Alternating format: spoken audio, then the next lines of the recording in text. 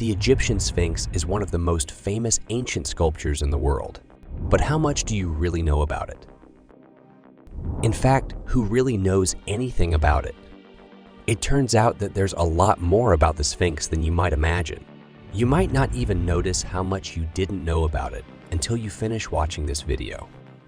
First, let's talk about a theory that many people have put forward, but no one has ever been able to prove. It is the idea that there is a secret passage or tunnel under the Sphinx that leads to underground rooms. The secret passage was found during an archaeological excavation in 1837, and that Egyptologist Colonel Howard Weiss witnessed the event. For whatever reason, however, both the team and Weiss were forced to keep the discovery a secret. This theory seemed absurd until hidden tunnels were discovered under the Giza Plateau in 2019. And if there are tunnels, then they must be going somewhere. Assuming that the inner cavities of the Sphinx had some purpose, the connection between the pyramids and the nearby sculpture has a perfectly reasonable explanation. But the question of why the archaeologists and the colonel were ordered to keep this discovery a secret remains a mystery. Here is a less dubious claim about the Sphinx.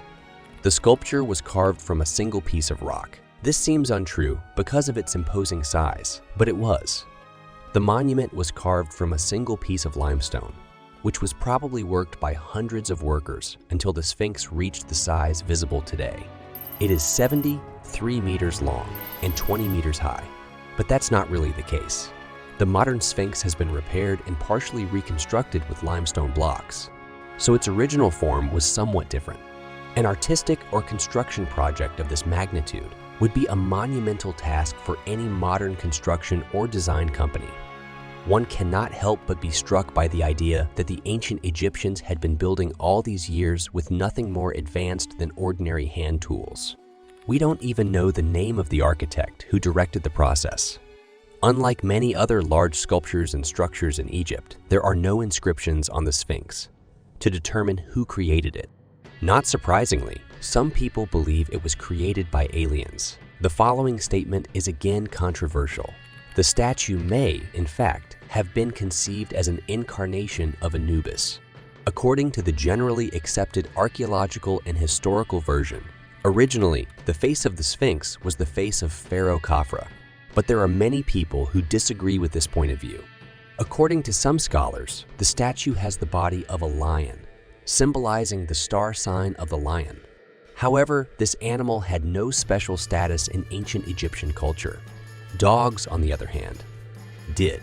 And this is thanks to ANUBIS. Look again at the silhouette of the Sphinx with its flat back and the position of its legs. Doesn't he remind you of a dog?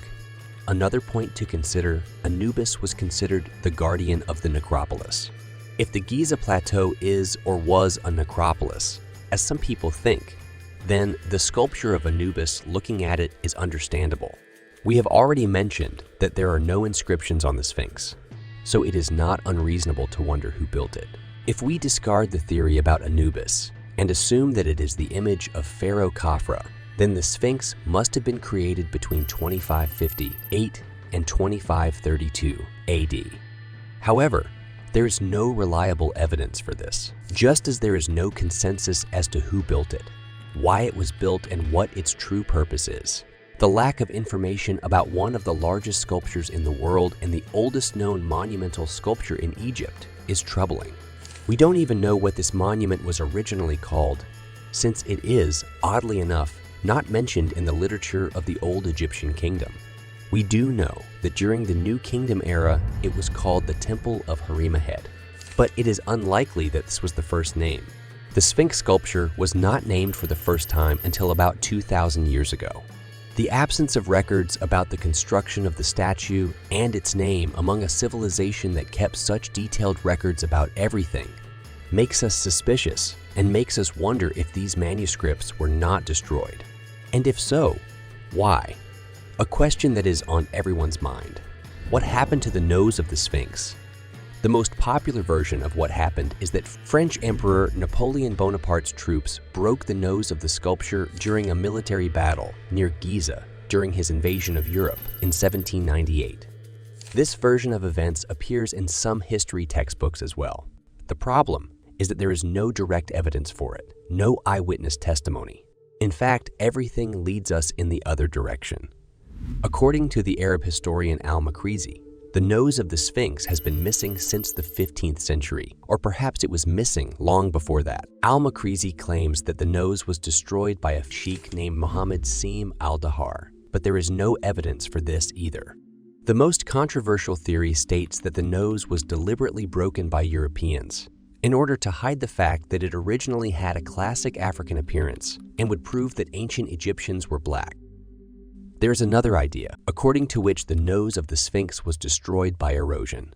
But there is a problem here as well. In studying the effects of water currents on the Sphinx, more and more evidence has emerged, which confirms that it is even older than we believe.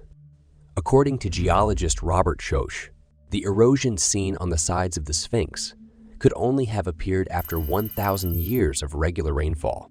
And in this part of Egypt, there has not been regular and constant rainfall for more than 7,000 years. Schoch estimates the age of erosion damage to be about 12,000 years old. If this could be proven, it would be unthinkable and would overturn all our ideas about the history of Egypt. Nevertheless, the fact that water damage can be seen on the Sphinx at all makes us think about some uncomfortable questions that the generally accepted versions cannot yet answer. And here is one of the most surprising facts about the Sphinx. In the 18th century, it was not visible to the naked eye. This proves once again why the theory that Napoleon broke the nose of the Sphinx cannot be true. Until 1798, the monument was completely buried under the Egyptian sand. Only when its top began to peek out of the sand did people learn that it existed at all. In the 1920s, the French engineer Émile Barrès began excavating it. The project took him 10 years, and it wasn't until 1936 that modern people got their first glimpse of the Sphinx. The monument was definitely buried intentionally, but we still don't know who did it and why. We already touched on the following question at the beginning of this video, but let's take a closer look at it. He deserves it. Does the Sphinx really have parts of its head missing? That is, does this mean that he once had a full forehead profile and the top of his skull? Or, since some believe that he once had a beard on his chin, obviously the Sphinx's nose has suffered greatly. But let's be honest, the rest of his face isn't in the best condition either. Of course, after at least 4,500 years of standing in the desert, one would expect a certain amount of destruction, but not all of the damage on the face of the monument can be attributed to natural processes.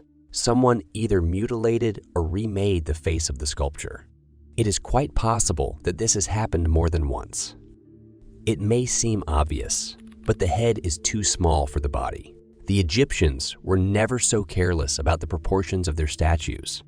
Either the head is not authentic, which brings us back to the ANUBIS theory, or it has been so carved and destroyed that almost nothing remains of the original version.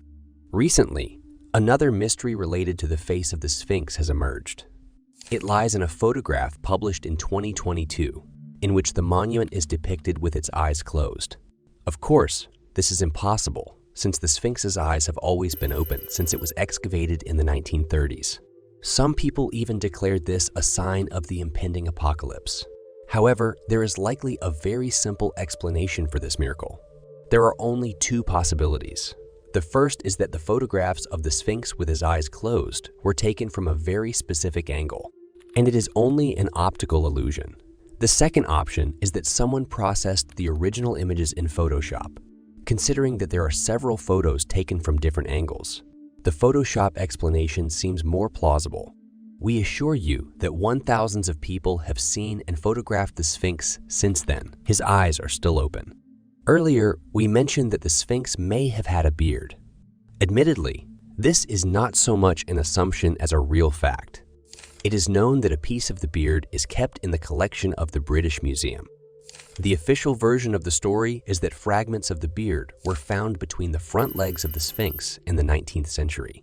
But we know that this is not true, since the front paws of the Sphinx were buried under the thickness of the sand until the 1930s. It is disheartening and surprising that the recent history of this statue is as full of holes as its ancient history. So what is the main bottom line? What is the most important thing we didn't know about the Sphinx before and know now? Perhaps it is the realization that we have no further way of knowing how old the Sphinx is, other than the general consensus that he is definitely older than the pyramids he is observing. It is likely that the age difference is several thousand years.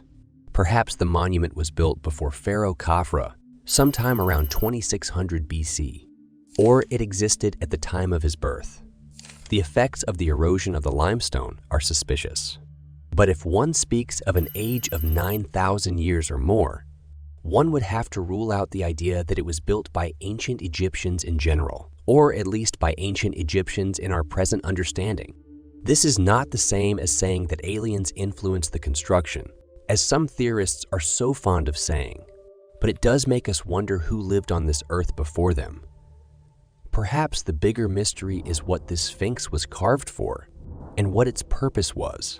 We've all seen a picture of this world, famous landmark, but how many of us have wondered why we need it? If it really is a picture of Khafra, it seems a little strange, even by the standards of the Egyptian pharaohs. Besides, why then did none of Khafra's successors build their own Sphinx? On the other hand, if it was conceived as a huge sculpture of Anubis, why was it remade? Why was the head so much smaller than the rest of the body? And what happened to the original head? Why is there no written evidence of the sculpture's creation? What was its name when it appeared? Did it have some lofty purpose? Or is it just an impressive huge monument that is a monument to the power and influence of one particular pharaoh at one particular moment in time? These are questions to which we have no answers.